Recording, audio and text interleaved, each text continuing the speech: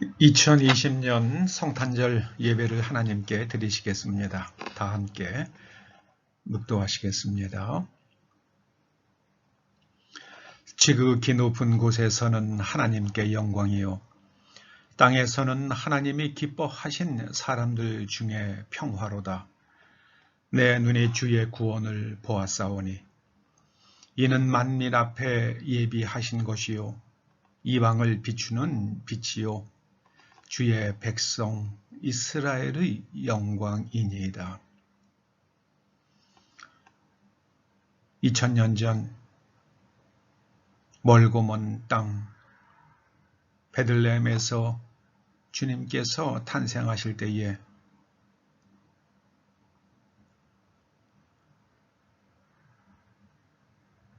주님께서 보여주신 구원과 삶의 방식과 살아야 할 이유와 삶의 의미가 저에게, 그리고 하나님을 믿는 이 땅의 하나님의 자녀들에게 빛이 되었습니다. 아버지 하나님, 하나님의 백성들에게 하나님의 영광을 보여주시옵소서. 미국과 한국과 전 세계에 흩어져 있는 하나님의 백성들에게 하나님의 영광을 보여주시옵소서. 예수님의 이름으로 기원하옵나이다. 아멘. 사도신경으로 신앙고백 드리십니다. 나는 전능하신 아버지 하나님, 천지의 창조주를 믿습니다. 나는 그의 유일하신 아들 우리 주 예수 그리스도를 믿습니다. 그는 성령으로 잉태되어 동정녀 마리아에게서 나시고 본디오 빌라도에게 고난을 받아 십자가에 못 박혀 죽으시고 장사된 지 사흘 만에 죽은 자 가운데서 다시 살아나셨으며 하늘에 오르시어 전능하신 아버지 하나님 우편에 앉아 계시다가 거기로부터 살아있는 자와 죽은 자를 심판하러 오십니다. 나는 성령을 믿으며 거룩한 공교회와 성도의 교제와 죄를 용서받는 것과 몸의 부활과 영생을 믿습니다. 아멘. 125장 찬송하십니다. 125장입니다. 천사들의 노래가 하늘에서 들리니 산과 들이 기뻐서 메아리 쳐 울린다.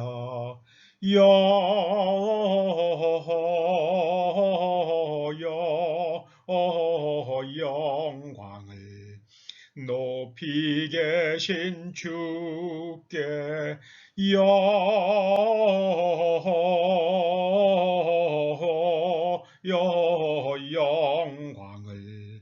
높이 계신 주님께. 한밤중에 목자들 양떼들을 지킬 때 아름다운 노래가 청아하게 들린다. 영광을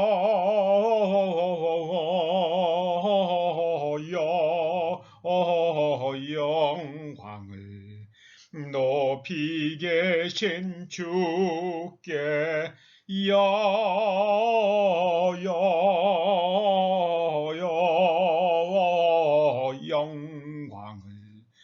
높이 계신 주님께. 베들레헴 달려가 나신 아기 예수께 꿇어 경배합시다. 탄생하신 아기께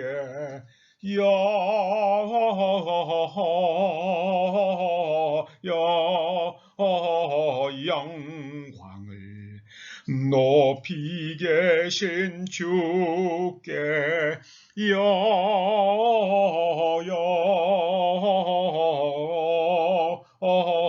영광을, 높이 계신 주님께 구유 안에 누이신 어린 아기 예수께 우리들도 다 함께 기쁜 찬송 부르자.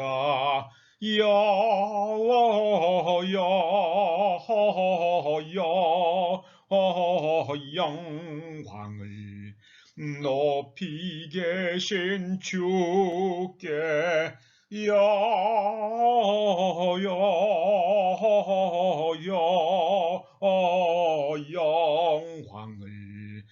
높이 계신 주님께. 아멘.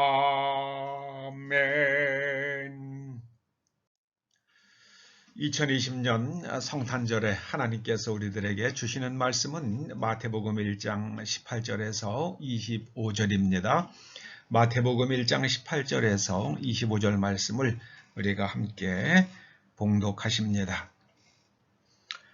예수 그리스도의 나심은 이러하니라. 그의 어머니 마리아가 요셉과 약혼하고 동거하기 전에 성령으로 잉태된 것이 나타났더니 그의 남편 요셉은 의로운 사람이라. 그를 드러내지 아니하고 가만히 끊고자 하여 이 일을 생각할 때에 주의 사자가 현몽하여 이르되, 다윗의 자손 요셉아, 내 아내 데려오기를 무서워하지 말라. 그에게 잉태된 자는 성령으로 된 것이라. 아들을 낳으리니 이름을 예수라 하라. 이는 그가 자기 백성을 그들의 죄에서 구원할 자이심이라 하니라. 이 모든 일이 된 것은 주께서 선지자로 하신 말씀을 이루려 하심이니, 이르시되 보라, 처녀가 잉태하여 아들을 낳을 것이요 그의 이름은 임마누엘이라 하리라 하셨으니, 이를 번역한즉 하나님이 우리와 함께 계시다 함이라. 요셉이 잠에서 깨어 일어나 주의 사자의 분부대로 행하여 그의 아내를 데려왔으나 아들을 낳기까지 동침하지 아니하더니 나음의 이름을 예수라 하니라. 아멘. 하나님이 우리와 함께 계신다. 하나님이 우리와 함께 계신다. 이런 제목으로 말씀을 나누시겠습니다. 35년여 전 호주에서 10살 먹은 사내아이가 자살을 시도했습니다. 이 아이는 자신의 앞날에 아무런 희망이 없다고 생각했습니다. 왜냐하면 이 아이는 태어나면서부터 두 팔과 두 다리가 없이 태어났기 때문입니다. 자살에 실패하고 나서 이 아이는 성경을 읽게 됩니다. 그러다 맹인으로 태어나 거지로 살아가던 한 남자가 예수님을 만나고 눈이 밝아지는 이야기를 읽게 됩니다. 이 아이는 자신에게 살아야 할 이유가 있음을 깨닫습니다. 왜냐하면 이 태어날 때부터 맹인된 사람을 가리켜 제자들이 그 이유가 무엇이냐고 물었을 때에 주님께서 부모의 죄나 그의 죄 때문이 아니라 하나님의 영광을 나타내려 하심이라는 주님의 말씀을 듣고 자신이 두 팔과 두 다리가 없이 태어난 것도 어쩌면 하나님의 영광을 위해서일지 모른다고 해석했기 때문입니다. 그 깨달음이 이 아이로 하여금 다시 살아갈 용기를 얻게 했던 것입니다. 여러분에게 가장 중요한 것이 무엇입니까? 이 아이의 이름은 닉 부이치치입니다. 이 아이는 말합니다. 하나님을 믿는 믿음, 그것이 저에게 가장 중요합니다. 하나님을 믿는 믿음이 가장 중요합니다. 하나님을 믿는 믿음이란 무엇입니까? 닉 부이치치는 이렇게 소개합니다. 내면의 가치를 위해서 사는 겁니다. 눈에 보이는 것을 위해서 사는 것이 아니라 내면의 가치, 내면의 가치를 위해서 사는 겁니다. 그리고 하나님을 목적으로 삼는 것입니다. 하나님이 삶의 목적, 삶의 이유가 되는 겁니다. 내가 겪고 있는 장애나 혹은 어려운 상황에도 불구하고 용기를 내서 내면의 가치를 이루기 위해서 하나님을 만나려고 하나님과 함께하기 위해서 하나님을 믿는 믿음이 목적으로 삼고 믿음을 목적으로 삼고 살아가려고 용기를 내는 것이 자신이 살아가는 힘이라고 그는 말합니다. 오늘 본문에 보면 의로운 사람이라고 할 만한 선하고 착한 요셉이라는 한 남자에게 충격적 상황이 일어납니다. 그는 약혼한 처녀가 있었습니다.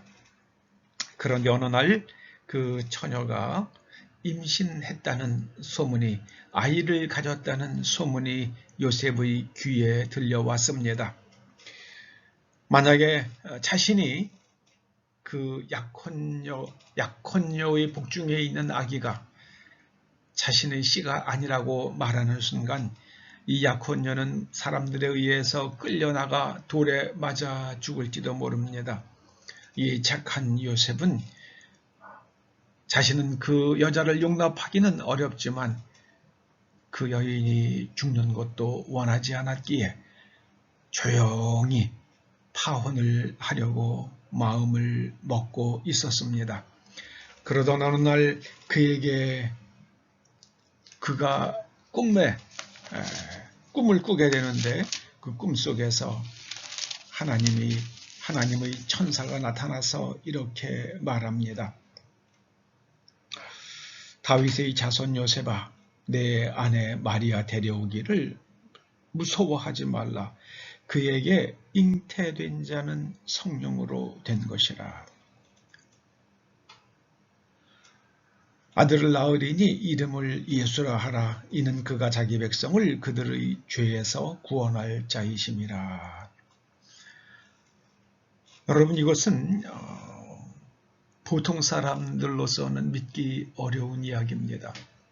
만약에 제가 이런 꿈을 꾼다고 그러면 저는 꿈의 의미를 생각할지언정 정말 문자 그대로 하나님의 영으로 말미암아 잉태되었으니 하나님의 뜻대로 그 여인을 데려올 생각을 하지는 못했을 것 같습니다.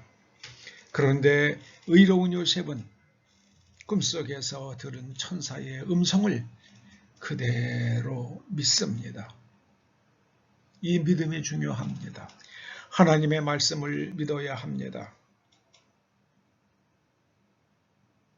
이 불행한 여인을 약혼자에 의하지 아니하고 아기를 갖게 된 이 여인을 데려다가 아내로 삼고 그 아이를 자신의 아이로 양육하는 일은 요셉에게 두렵고 걱정스러운 일이었을 것입니다. 그런데 하나님께서는 요셉에게 두려워 말라 하셨습니다. 요셉은 두려워하지 아니하고 마리아를 집으로 데려와서 함께 살기 시작합니다. 여러분, 한 개인의 충격적 상황, 그 불행이라도 하나님 손에 들려지면 인류를 구원할 수 있는 수많은 사람을 하나님께로 이끌 수 있는 출발점이 됩니다. 오늘 본문의 말씀은 이제 그 일을 통해서 예수님께서 이 땅에 오시며 그로 인해서 사람의 마음속에 있는 죄성이 치료받을 것이라 말씀하십니다. 여러분, 죄에서 구원받는다는 말의 의미는 마음속에 있는 죄성이 치유된다는 말씀입니다. 우리는 죄라고 하면 사람이 행한 나쁜 일들, 법을 어긴 일들을 생각합니다. 그런 일들은 성경에서는 허물이라고 부릅니다. 죄란 하나님의 말씀보다 자신의 생각을 앞세우는 마음의 태도를 성경은 죄라고 부릅니다. 그 마음의 태도 때문에 하나님의 말씀을 어기고 다른 사람에게 해를 입히거나 다른 사람의 권리를 침해하거나 또 하나님께서 하라고 하시는 일들을 하지 않는 것을 가리켜서 성경은 허물이라고 부릅니다. 여러분, 예수님께서 이 땅에 오셔서 하신 일은 사람들 마음속에 있는 그 죄성, 하나님의 말씀보다 자신의 생각을 앞세우는 그 죄성, 그것을 치료하신 겁니다. 아담과 하와는 뱀의 말을 듣고 하나님의 말씀보다는 뱀의 말이 더 옳다고 생각하고 하나님께서 먹지 말라고 명하신 그 선악을 알게 하는 나무의 열매를 먹었습니다. 그 순간부터 인간들은 하나님의 말씀보다 자신들의 생각이 더 옳다고 주장하며 살기 시작했습니다. 그것이 온 인류의 집단 무의식 속에 있는 경향성입니다. 아주 존재의 일부가 되어버린 그 끈질긴 자기 주장입니다. 그것을 가리켜서 로마서는 자기의 의라고 부르기도 하고요. 또 성경은 그것을 가리켜서 신약은 죄라고 부릅니다.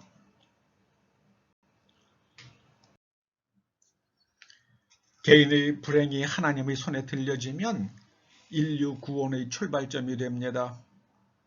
아브라함과 사라는 아들이 없었습니다. 그 문제가 하나님 손에 들려지자 아브라함의 후손 이삭을 통해서 인류 구원의 길이 열려집니다. 이삭은 젊어서 아버지의 손에 죽을 뻔했습니다.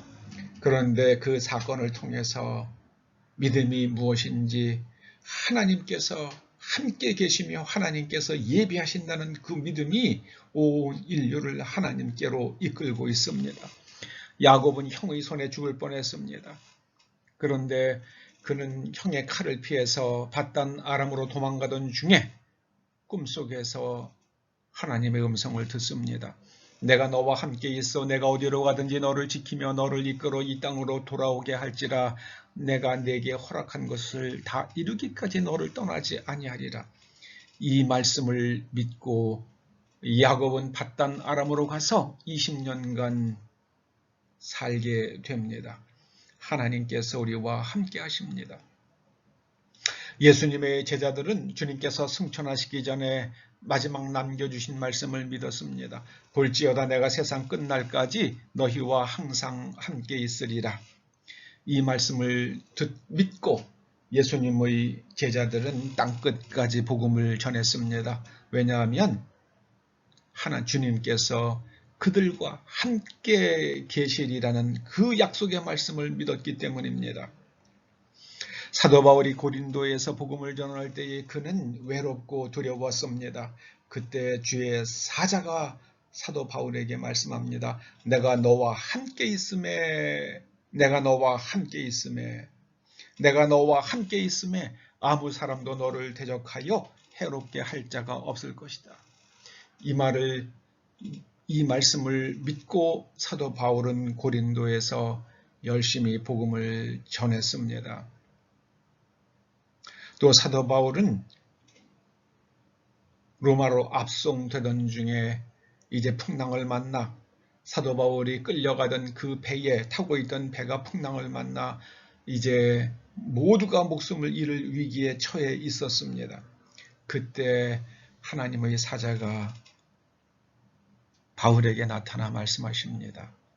그리고 그 만났던 사건의 이야기를 사람들이 듣자 사람들이 힘을 얻습니다. 사도 바울이 말합니다. 나의 속한 바 나의 섬기는 하나님의 사자가 어젯밤에 내 곁에 서서 말하되. 여러분, 우리가 하나님을 만나면 그 만남의 사건이 다른 사람들로 하여금 용기를 내게 만듭니다. 하나님께서 우리와 함께 계십니다.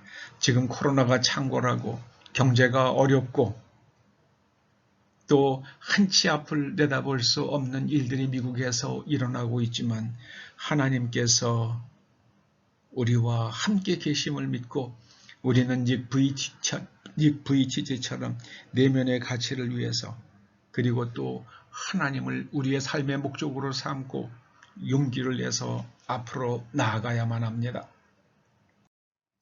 요셉은 자신의 약혼녀가 임신을 했다는 충격적 상황 속에서 하나님이 함께 계시기 때문에 일어난 일이라고 받아들입니다. 주님의 말씀을 듣고 임마누엘 하나님이 함께 계시기 때문에 일어난 일이다. 이 말씀을 믿고 마리아를 데리고 옵니다. 이것이 믿음입니다. 우리가 원치 않는 일이 일어났을 때에 그것이 하나님께서 우리와 함께 계시기 때문에 일어난 일이라고 믿고 용기를 내서 앞으로 나아가며 하나님을 삶의 목적으로 삼을 때에 우리가 만나는 충격적 상황을 통해서 하나님의 구원이 세상에 풀어집니다. 우리의 삶 속에서도 납득하기 어려운 일이 일어나곤 합니다. 미국과 한국의 선거는 제 머리로는 납득하기 어려운 일들입니다. 그러나 믿으십시다. 하나님께서 우리와 함께 계시기 때문에 일어난 일이라고 믿으십시다. 그 결과를 하나님께서 어떻게 사용하셔서 하나님의 뜻을 이루어 가실지 우리는 지금 다 알지 못하지만 놀라운 일들을 하나님께서 행하실 것입니다.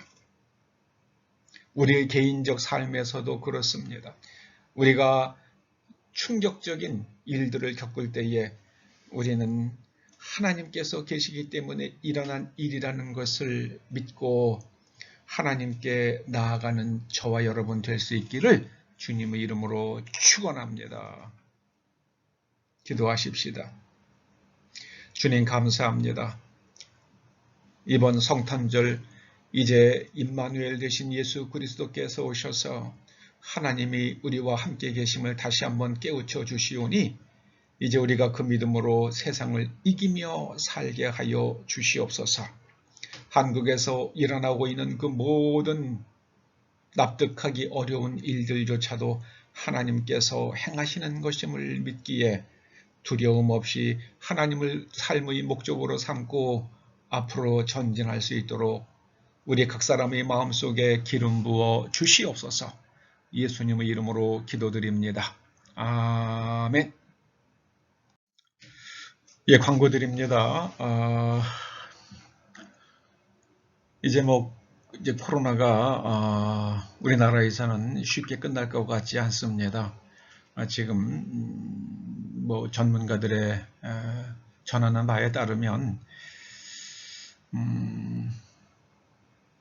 정부의 말은 그대로 다 믿기가 좀 어려워요. 왜냐하면 여론을 의식하면서 일단 막 던지는 말들이기 때문입니다. 말이 자꾸 변하고요.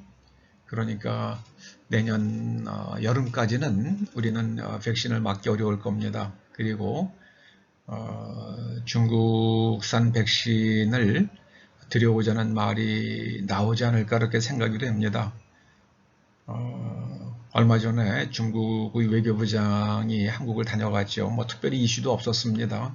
와서 무슨 말을 하고 갔을까? 저는 중국산 백신을 한국이 접종하라. 그래서 그 효과가 좋다는 것을 그렇게 아무튼 그런 이미지를 만들어 달라. 그런 주문을 하고 가지 않았을까 한번 추측해 봤습니다. 그리고 나서 이제 보건복지부 모 국장이라는 사람은 그냥 중국 백신 좋다 그러지 않았습니까? 여러분 중국 백신은 맞지 말라고 그럽니다. 여러분 정말 목숨 걸고 맞지 않으려고 합니다. 저는.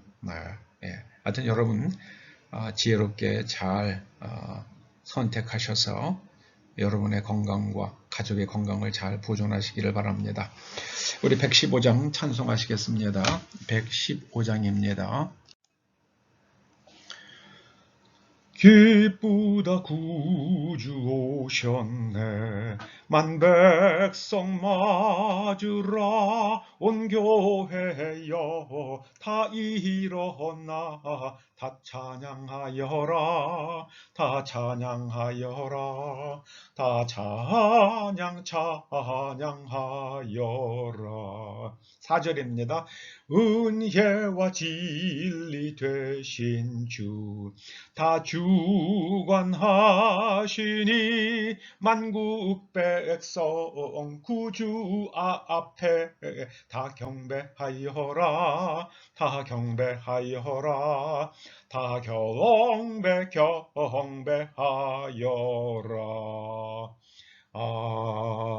아멘. 축도하십니다.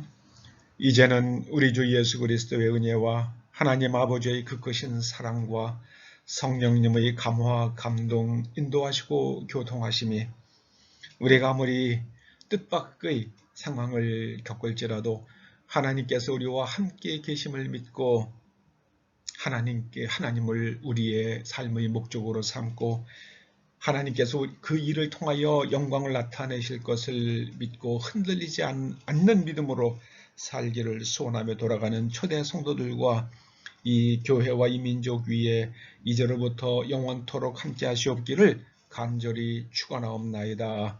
아멘.